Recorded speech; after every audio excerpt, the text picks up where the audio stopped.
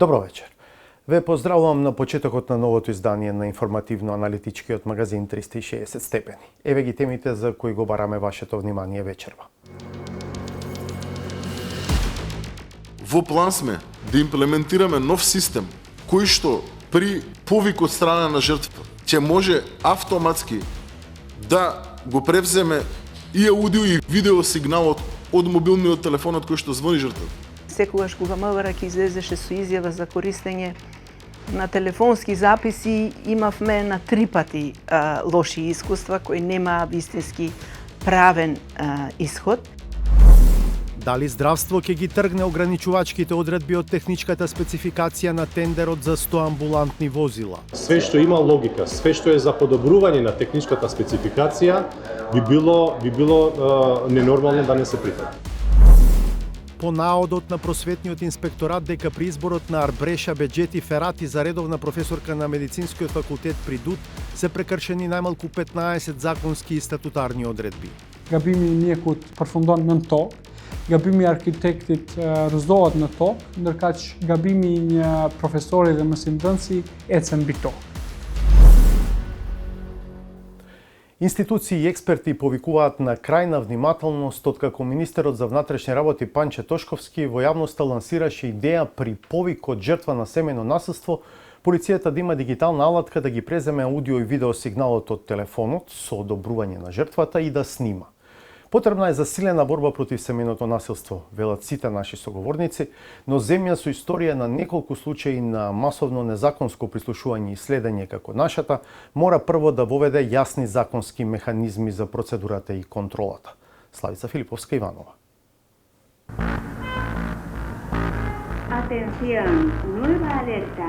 Atención, nueva alerta. Ова е апликација на Шпанското министерство за внатрешни работи наречена Alert Caps, дизајнирана меѓу другото и за помош на жртвите на семејно и родово базирано насилство. SOS копчето значи канал за брза реакција на полицијата преку лоцирање на жртвата и нејзина заштита. Може да се испрати звук, видео или фотографија. Апликацијата е преземена од најмалку 2 милиони корисници во Шпанија, а достапни се промотивни и едукативни видеа за населението. Descárgate Alercops, directo, discreto, cercano. Alercops, Ministerio del Interior.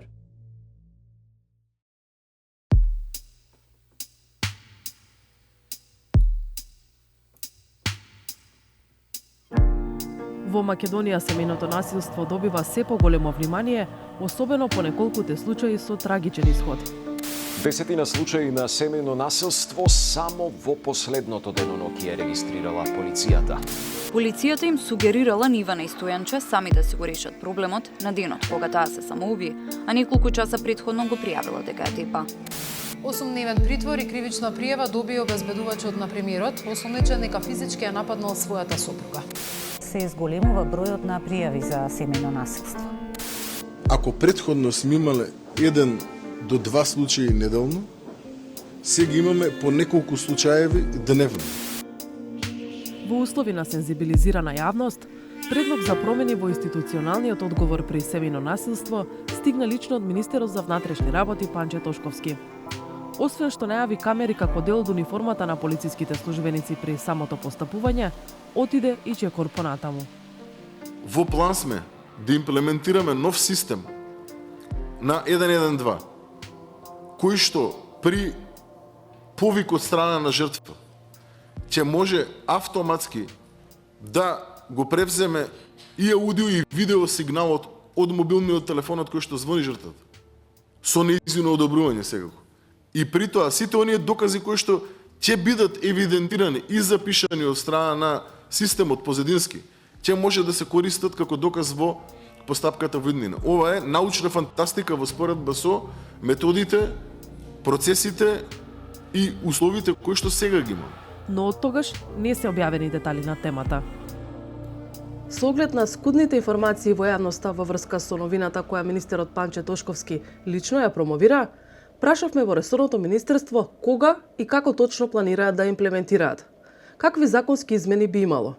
Дали идејата е искомуницирана, например со ОТА, и дали се води сметка за заштита на приватноста на граѓаните и за правото на тајност на комуникациите? Во врска со евентуалното имплементирање на еден таков систем, МВР известува дека периодов истиот е во фаза на детална и компаративна анализа и се уште не се започнати било какви конкретни постапки. За понатамошниот тек на постапките, соодветно ќе бидете информирани. За идејата на Министерството за внатрешни работи се обративме до клучната институција за следење на комуникации, Оперативно-техничката агенција или скратено ОТА. Прашавме дали ОТА како независен државен орган што обезбедува техничка поврзаност меѓу операторите и овластените органи за следење на комуникациите е запознаена со иницијативата на Министерот за внатрешни работи. Информациите со кои во овој момент располага Оперативно-техничката агенција по ова прашање произлегуваат само од јавните настапи и медиумските изјави на Министерот за внатрешни работи. Сепак, од ОТА одговорија на нашето прашање каков им е ставот за иницијативата. Подсетуваат на уставните и законските гаранции за заштита на приватноста, слободата и неповредливоста на писмата и на сите други облици на комуникација, сигурноста и тајноста на личните податоци, заштита на достоинството и угледот, како и уставната гаранција за неповредливоста на домот. Имајќи ја предвид поставената уставно-правна рамка, разгледувањето на вакви иницијативи наметнува потреба од сеопфатна анализа преку интегрален, системски и инклузивен пристап, кој нема да ги изолира техничките од правните аспекти во рамки на поширокиот кривично-правен и безбедносен институционален систем. Техничките перформанси на евентуален систем неопходно е да се разгледуваат не само како технолошки капацитет, туку низ призмата на уставно-правниот поредок, пропорционалноста и демократските контролни механизми. Во рамките на општествениот контекст и направените институционални реформи во безбедносниот сектор, од кој произлезе и формирањето на Оперативно-техничка агенција. Жртвите може да испраќаат аудио, видео... Потребата од поефикасна заштита на жртвите ја потврдија и експертите што ги консултиравме за оваа сторија. Но тие повикуваат на внимателност при воведување ваков тип мерки.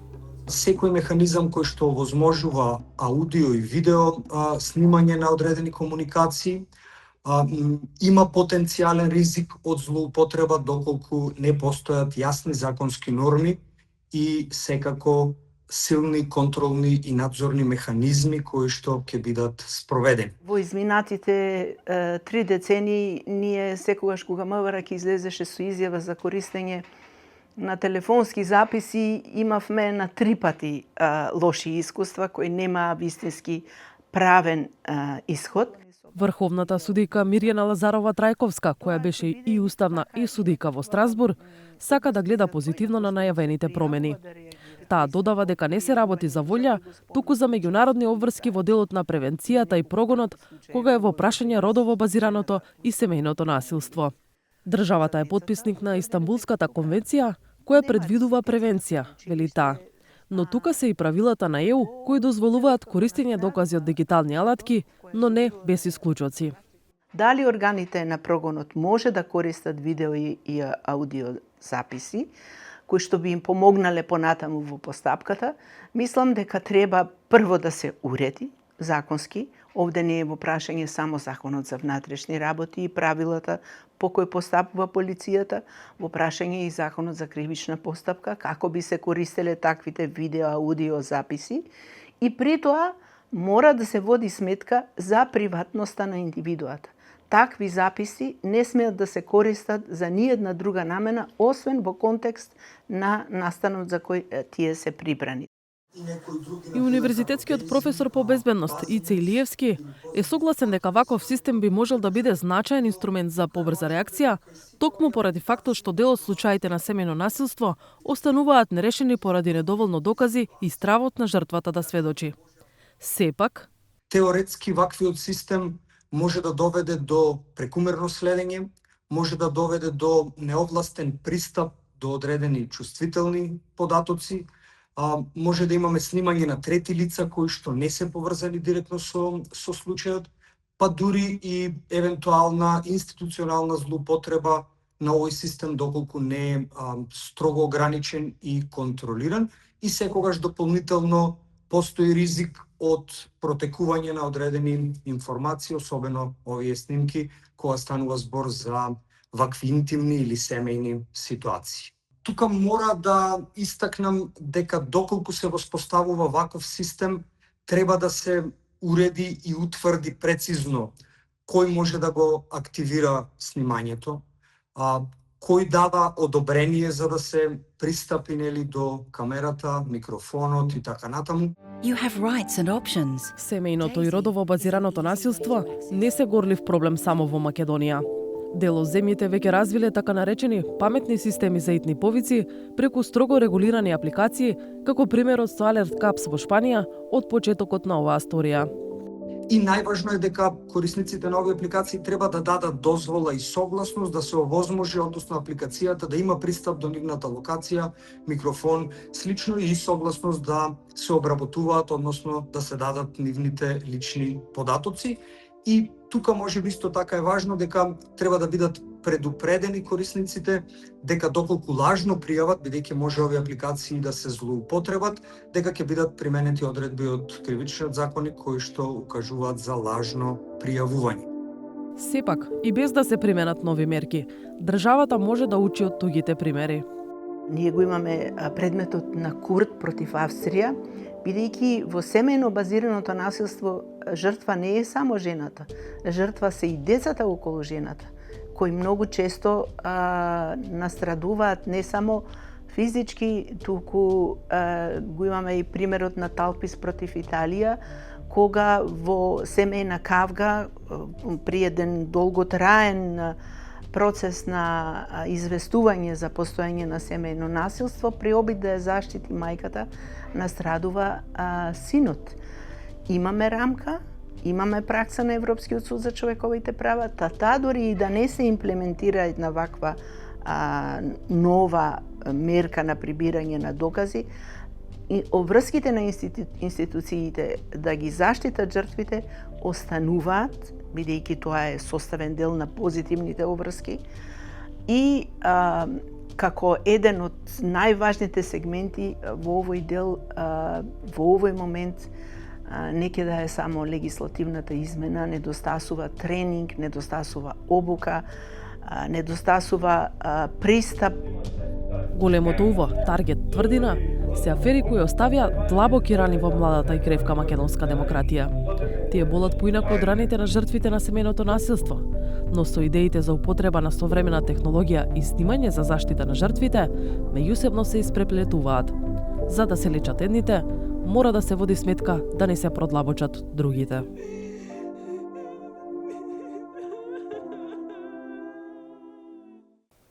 Ке го следиме развојот на настаните на оваа тема, како што го следиме развојот и на темата што следува. Кога Министерството за внатрешни работи купуваше 120 автомобили минатата година, успеа да ја намали вкупната вредност на набавката за околу половина милион евра, бидејќи конкурентите наддаваа на електронска аукција. Тоа е постапка во која фирмите чии производи ги исполнуваат критериумите на повикот, потоа се надпреваруваат кој ќе понуди пониска цена. Сега, кога Министерството за здравство купува 100 амбулантни возила, проценети на 7,5 милиони евра, од здравство вела дека нема да спроведат таква постапка, дека не се обврзани на неа, но и дека аукција секогаш не значи и пониска финална цена. Зоран Јовановски ни ги носи ставовите на надлежните институции за еден од најголемите тендери годинава, за кој патем дел од увозниците на возила веќе рекоа дека има услови кои ќе ја ограничат, односно намалат конкуренцијата. Министерството за здравство го објави долго најавуваниот оглас за јавна набавка на 100 амбулантни возила. Договорот е проценет на околу 7,5 милиони евра. Рокот за доставување понуди е 26 мај. Но од Министерството за здравство одлучија да не вклучат електронска аукција, а има и услови што извесно ќе ја намалат конкуренцијата. Моторот треба да биде дизел со зафатнина од максимум 2000 кубни сантиметри. Дел од увозниците велат дека нивните возила што можат да бидат амбулантни имаат мотори што се со поголема зафатнина. Бараат измени на техничката спецификација. Се надеваме дека договорниот орган ќе ги прифати предложените барања со што ќе овозможи учество на повеќе економски оператори и при тоа ќе обезбеди пазарна конкуренција согласно начелата од Законот за јавни набавки. Дали Министерството за здравство ќе ги земе предвид забелешките со кои ем ќе се купат нови амбулантни возила, ем тоа ќе го чини државниот буџет поевтино.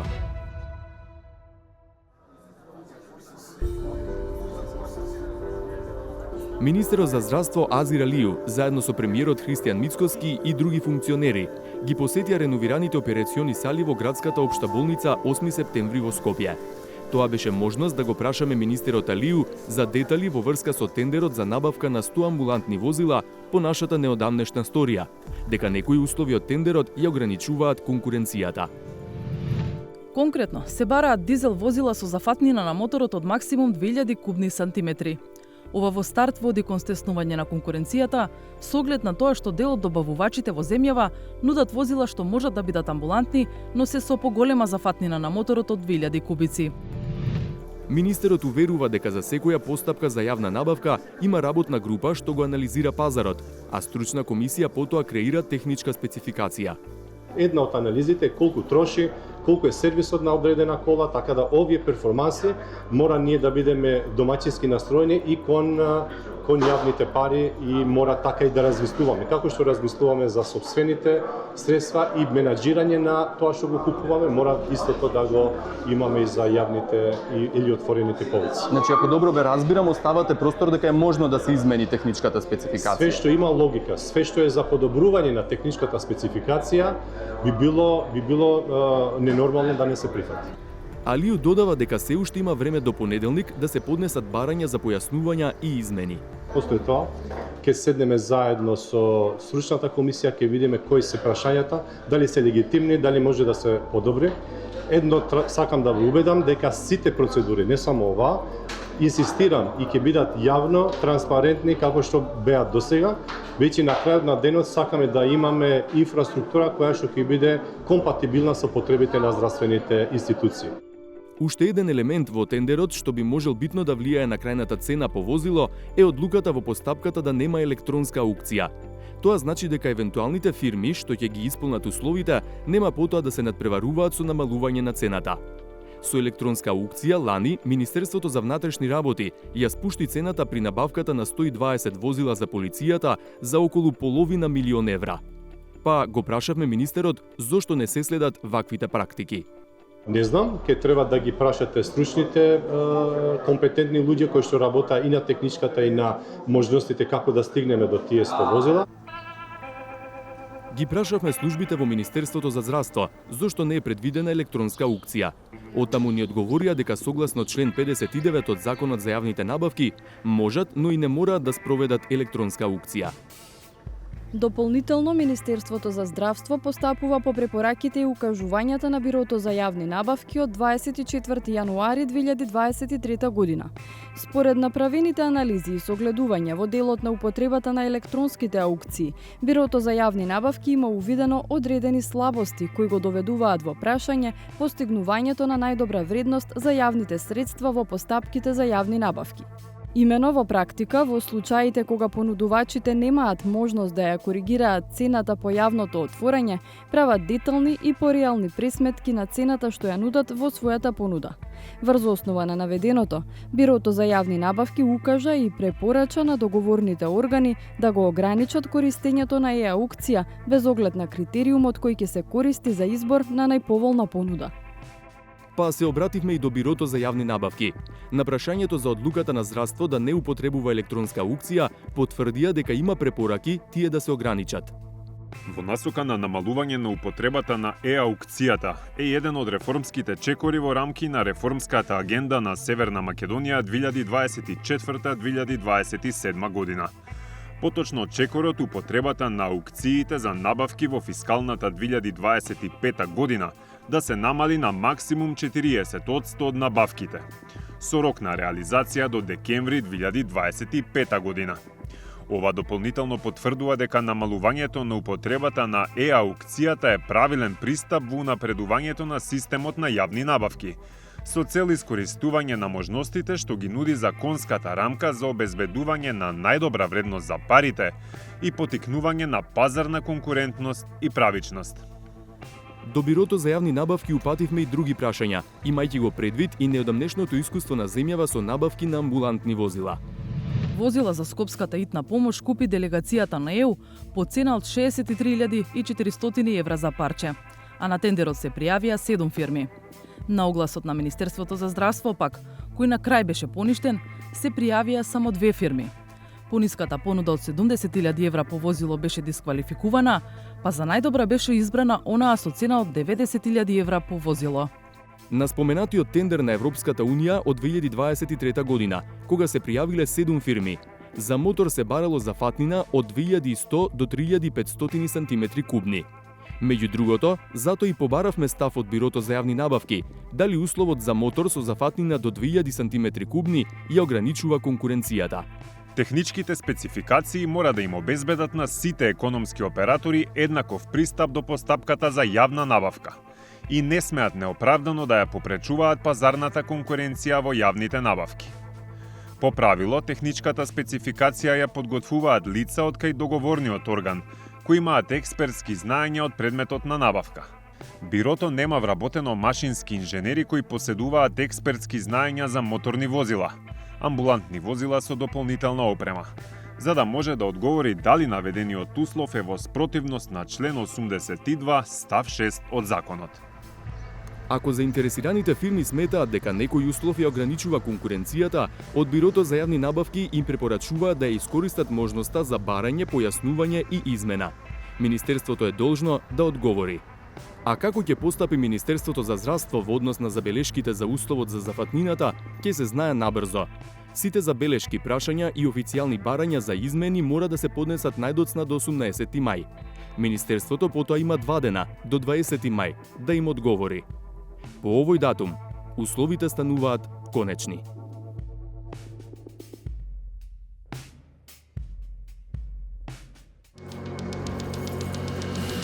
По наодот на просветниот инспекторат дека при изборот на Арбреша Беџети Ферати за редовна професорка на медицинскиот факултет при ДУТ се прекршени најмалку 15 законски и статутарни одредби. Gabimi mjekut përfundon nën tokë, gabimi i arkitektit rëzohet në tokë, ndërkaq gabimi i një profesori dhe mësimdhënësi ecën mbi tokë. Не овде градоначалникот да излегува и да ни кажува силикатната прашина била корисна за растенијата. Абе, ние не дишиме растенија овде? Саботажа. И понатаму сте со 360 степени. Државниот универзитет во Тетово влезе во битка со наудите на Државниот просветен инспекторат. При инспекцијски надзор, институцијата заклучи дека се прекршени 15 на законски и статутарни одредби во обидот за избор на кадар на тамошниот медицински факултет во звање редовен професор. Универзитетот не се согласува. Во меѓувреме, граѓанскиот активист што го популаризираше случајот тврди дека добива закани од членови на семејството на засегнатата. За случајот имаше што да каже и министерката за образование. Хекура Накифи. Овој случај е показател дека процесот на унапредување повеќе нема врска со тоа колку знаеш, туку колку познаваш. Вака на 30 април годинава говореше Бренди Ходај од Форумот за образовни промени, а во врска со обидот за избор на Арбреша Беџети Ферати за редовна професорка на медицинскиот факултет при Државниот универзитет во Тетово. Просветниот инспекторат утврди најмалку 15 прекршени законски и статутарни одредби во постапката. Истиот ден, деканот на факултетот кажа дека инспекторите дошле 1 час пред закажаниот избор и дека допрва следува правна разврска. Come ne nuk kemi bë vërejtje në procedurvalin, në ata të cilat kontestohen, siç është komisioni recenzues, siç është ingerencat e dekanit, siç është numri i biltenit i cili nuk është gabim, po është gabim teknik vetëm në përpërjen e referatit. Ta janë procedurat të cilat mund të anashkalojnë ata.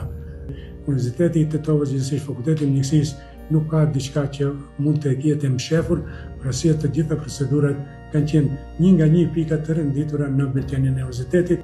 Проверивме има ли и докаде е епилогот на случајот.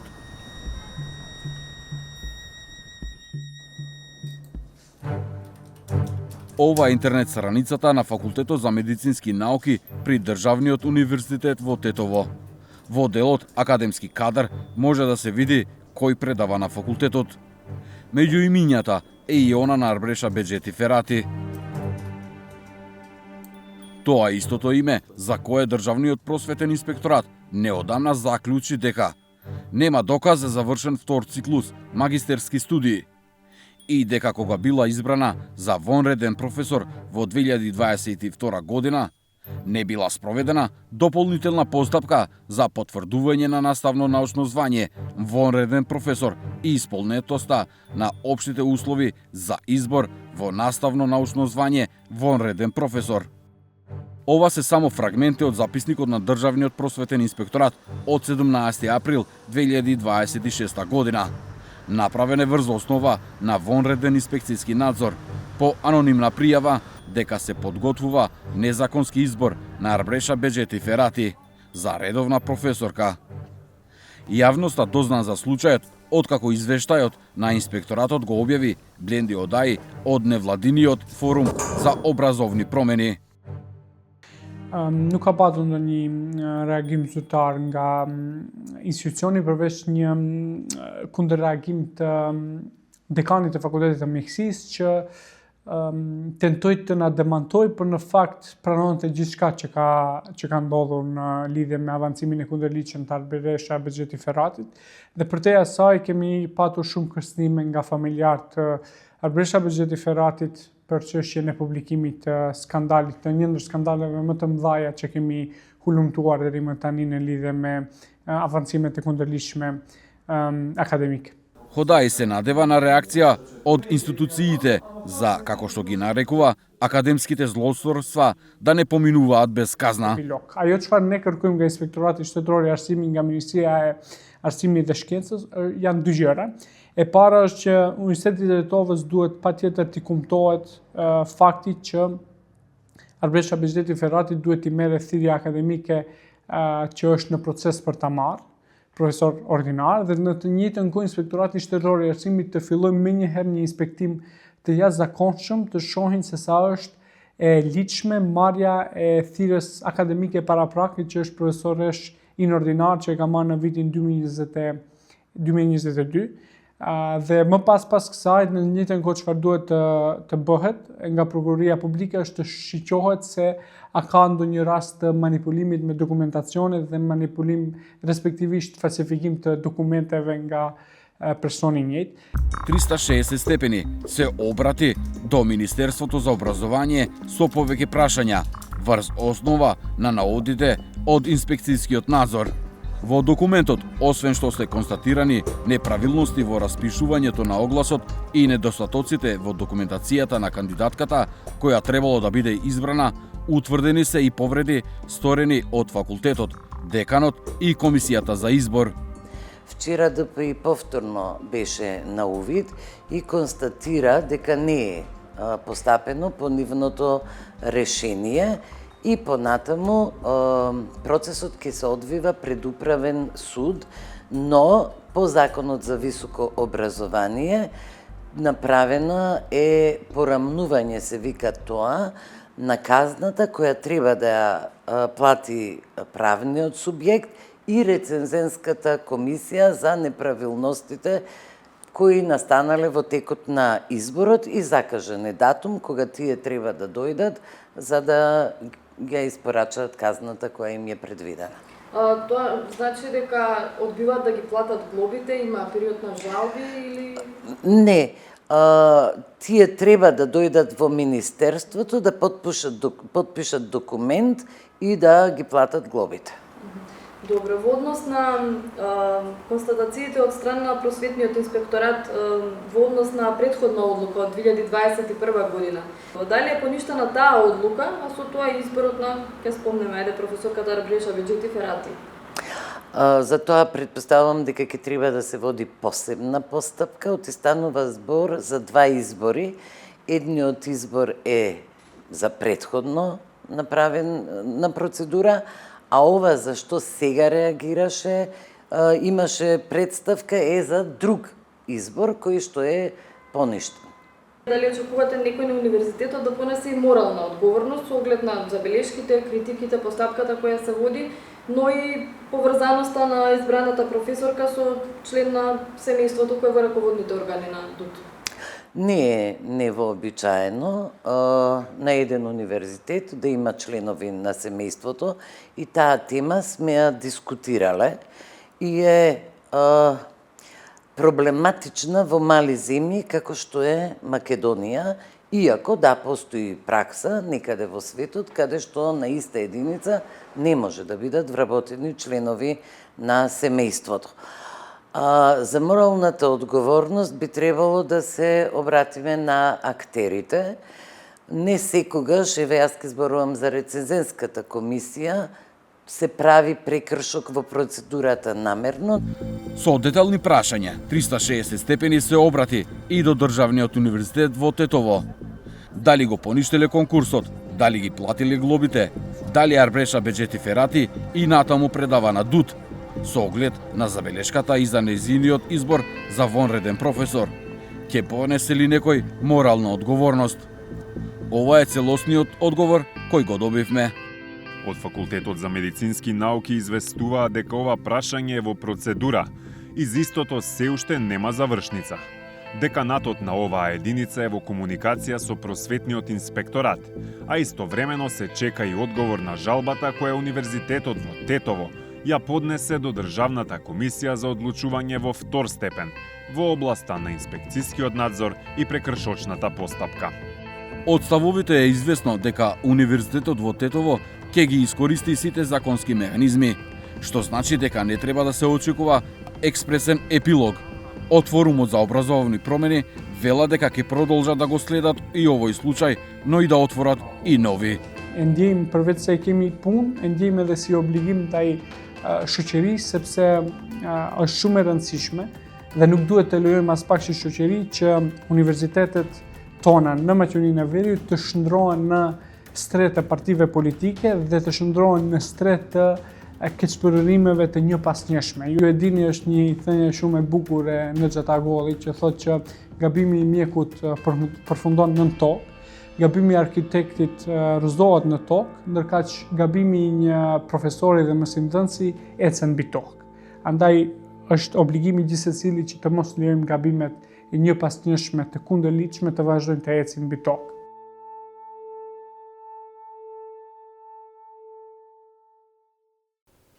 До крај да го одгледаме новото издание на рубриката Саботажа.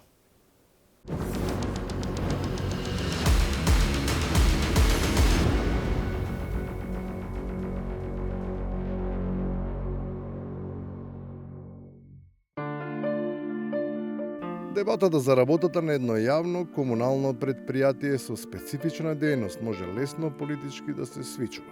А фирмата може да не е и оди, но во другата област, трговијата, се наоѓа начин како да функционира. До пред една седница седевте таму и се смеевте и викавте дека прават циркус колегите од Левица и од СДСМ, а сега се приклучивте кон нив. Да ги извајме маските и да играме отворено, а не да се префрлуваме од ВМРО кон СДСМ, кон ЗНАМ, кон Левица, до каде? Се пријавивте вие како неопределена? Да, во темава за пазар изборувавме и за колешката Мирјана. Кога веќе се зборува на темата, на вистина е нејасно на кој зелен пазар се продава асфалт и битумен со оглед дека фирма која се занимава со земјоделие може да добие тендер за крпење дупки. Нејзината регистрациона дејност укажува на друго, а не на градежништво. Примерна и прва дејност, како запишени во Централниот регистар, име одгледување на јаболчесто овошје. Веројатно е дека не е толку битен добитникот на набавката, туку најважни се подизведувачите. Така и со општините, и таму никој ништо не прашува, туку само реализира и тоа со впечатливи аргументи. Никој нема испитано како овие 32 концесии влијат на нашето здравје и на животната средина. Не овде градоначалникот да излегува и да ни кажува силикатната прашина била корисна за растенијата. Абе, ние не дишиме растенија овде? Растенијата се битни за дишењето исто како што се работните тела. Само што Черчиловото правило кај нас добива надградба и се проширува, па ако во светот обврската се префрла само на една, во земјава, ниту тоа не е доволно. Што треба да се направат повеќе комисии. Една комисија нема да може да заврши работа. Доказ за потребата е начинот на кој функционираат локалните самоуправи. Во нивен домен е се што е на територијата на општината и ефектите од начинот на кој ги остваруваат задачите се евидентни. Го слушнавме сега градоначалникот како вика, сме направиле успешна реализација на европски проект со ЕУ и со која беше другата организација се има Швајцарска амбасада ќе ни го поправиле парното у некој школа, мислам нема потреба тука што да кажам. Парно да ни поправаат у школи. Цело време секоја втора школа има табла дека USAID или ЕУ ни го реновирал. На што идат сите пари општина. И на крајот, кога некој кива, се вели дека само ја потврдува тезата. Сведоци сме дека деновиве вашата пратеничка Ангелинка Петкова повторно ја разбрано јавноста со тоа што советниците имаат неадекватно ниво на култура. Не значи дека таа и нам ни недостига. Нека е на здравје. Завршуваме. Ви благодарам што бевте со нас. Ке се видиме повторно в понеделник во 20:15. Пријатно.